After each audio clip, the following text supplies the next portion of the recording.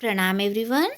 Today we are going to discuss CBSE English class 7th chapter 5 quality exercise solution. Page number 78. Working with the text. Answer the following questions. Question number 1. What was the author's opinion about Mr. Gessler as a bootmaker? Mister Gessler एक फुटमेकर के रूप में author की क्या राय थी? Answer. According to the author, Mr. Gessler was the best shoemaker in the city.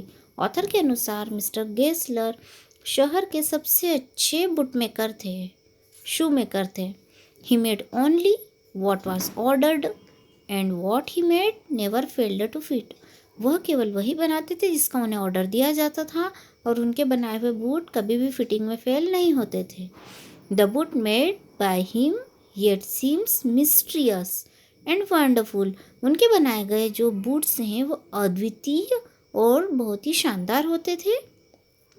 He was the perfect artist in this job. वह इस कार्य को करने में एक परफेक्ट आर्टिस्ट थे, बहुत कुशल आर्टिस्ट थे.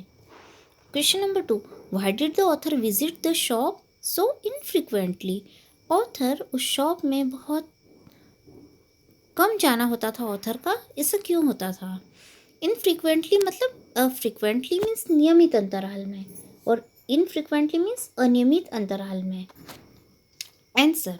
The boots made by mister Gessler lasted terribly lasts longer than the usual, like having something beyond temporary.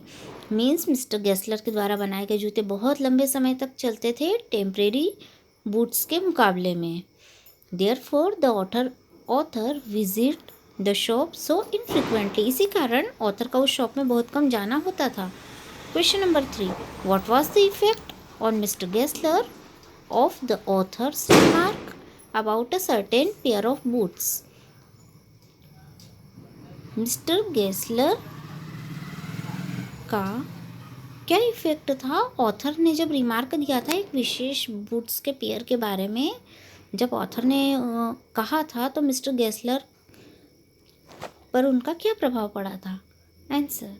When authors remark about a certain pair of boots means author ने जब certain pairs of boots के बारे में कहा, means author ने जब जूतों के उस एक निश्चित जोड़े के बारे में कहा, mister Gessler surprisingly looked at him for a time to withdraw और क्वालिफाई हिज स्टेटमेंट. तो मिस्टर गेस्लर ने बहुत ही आश्चर्य से उनकी ओर देखा एक समय तक कि जो ऑथर है वह अपने स्टेटमेंट को या तो वापस ले ले या फिर उसे दूसरे शब्दों में कहे. आफ्टर दैट उसके बाद ही asked the author to get the pair back and if he could do nothing of them then he would take them off his bill. Means उसके बाद में गेस्लर जो थे मिस्टर गेस्लर उन्होंने कहा ऑथर से कि वह उन जूतों को वापस ले आए. यदि वह उन्हें अच्छा कर सकते हैं तो कर देंगे, लेकिन वह नहीं कर सके तो उनके रुपए वापस लौटा देंगे. Question number 4. What was Mister Gessler's complaint against big firms? Mister Gessler की शिकायत क्या थी बड़े फर्म्स के बारे में, बड़ी संस्थाओं के बारे में? Answer. Mister Gessler's complaint against big firms that they didn't have self respect. Mister Gessler की शिकायत थी बिग फर्म्स के बारे में कि उनमें कोई सेल्फ रिस्पेक्ट नहीं होता है. They got their business by advertisement not by work.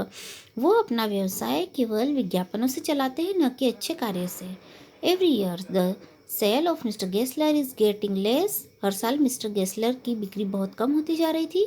Because of them उन बड़ी संस्थाओं के कारण, जूते की बड़ी बड़ी दुकानों के कारण. And soon he will left with no job. और जल्द ही मिस्टर गेस्लर के पास कोई भी काम नहीं रह जाएगा. Question 5. Why did the author order so many pairs of boots? Did he really need them? Author ने कई सारे बूट्स के पेयर्स का ऑर्डर दिया था. क्यों दिया था? क्या उन्हें वास्तव में उनकी आवश्यकता थी? Answer. The author got shocked and field with सोरो when he knew about the death of Mr. Gessler's elder brother. जब ऑथर को मिस्टर गेस्लर के बड़े भाई की डेथ के बारे में पता चला तो ऑथर को बहुत आश्चर्य हुआ और वो दुख से भर गए. In order to help him he ordered so many pairs of boots.